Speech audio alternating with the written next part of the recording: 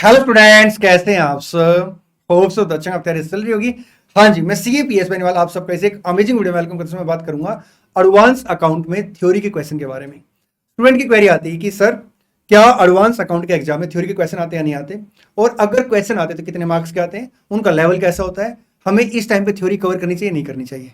दोस्त, अगर मैं बात करूं एडवांस अकाउंट के एग्जाम में थ्योरी के क्वेश्चनों की, तो जनरली थ्योरी का एक क्वेश्चन आता ही आता है, ठीक। लेकिन जो थ्योरी के क्वेश्चन का लेवल है ना, वो बहुत ज्यादा आसान होता है। जो भी आपने कॉन्सेप्ट पढ़ रखे ना, आप उनके बेस पे उन थ्योरी का क्वेश्चन का आंसर बिल्कुल आराम से लिख सकते हैं। दो चैप्टर आपके ऐसे हैं जहां से प्योर थ्योरी के क्वेश्चन बनते हैं, एक introduction of as and Ind AS, एक आपका फ्रेमवर्क का चैप्टर, ठीक। इन चैप्टर से जनरली थ्योरी का क्वेश्चन आ जाता है, और इसके अलावा जो बाकी चैप्टर से थ्योरी का क्वेश्चन आता है वो बहुत ज्यादा आसान होता है। जो कॉन्सेप्ट आपने सीख रखा है, जो कॉन्सेप्ट आपने पढ़ रखे हैं, उनके बेस पे आप आराम से उनका आंसर लिख सकते हैं।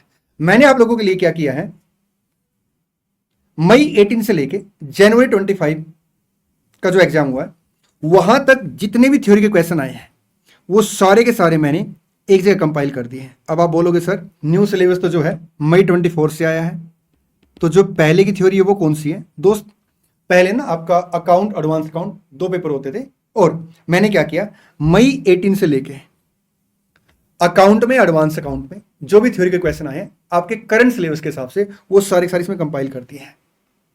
थ्योरी के जो क्वेश्चन होंगे वो बहुत आसान होंगे। अब एक क्वेरी आएगी कि सर, क्या हमें थ्योरी के क्वेश्चन करने चाहिए नहीं करने चाहिए? दोस्त, मैं आपको बताऊं, आपने क्या करना है, ये जो फाइल है इसका प्रिंट आउट लेना है, और मुश्किल से आपको, मुश्किल से 25 से लेकर 30 मिनट्स तक लगेंगी। आप ये सारी के सारी थ्योरी के क्वेश्चन आराम से गो थ्रू कर लेंगे। इससे पता क्या फायदा होगा? इससे फायदा होगा कि आपका ना एडवांस अकाउंट की थ्योरी को लेके कॉन्फिडेंस बिल्डअप होगा, और एग्जाम के अंदर जो थ्योरी का क्वेश्चन आएगा ना, आप उसे बिल्कुल आराम से हैंडल कर लेंगे। ये जो नोट्स है, ये PDF है, आपको मिलेगा मेरे टेलीग्राम चैनल पे। आप क्या करेंगे, टेलीग्राम चैनल को ज्वाइन कर लेंगे, वहां से नोट्स डाउनलोड कर लेंगे। एक बात और मैं आपको बता देता हूँ, बूस्टर बैच के नोट्स भी मैंने टेलीग्राम पे शेयर कर रखे हैं, और बूस्टर बैच की जो वीडियो है उसका लिंक मैं आपको वीडियो के डिस्क्रिप्शन में दे दूंगा। Introduction of as Ind AS की मैं बात करूं तो आपका थ्योरी का क्वेश्चन नवंबर 18 में आया था 5 मार्क्स का। आपका जनवरी 21 में 5 मार्क्स का क्वेश्चन आया था। नवंबर 23 में 5 मार्क्स का क्वेश्चन आया था। फ्रेमवर्क के चैप्टर से जनरली थ्योरी के क्वेश्चन आते आते हैं।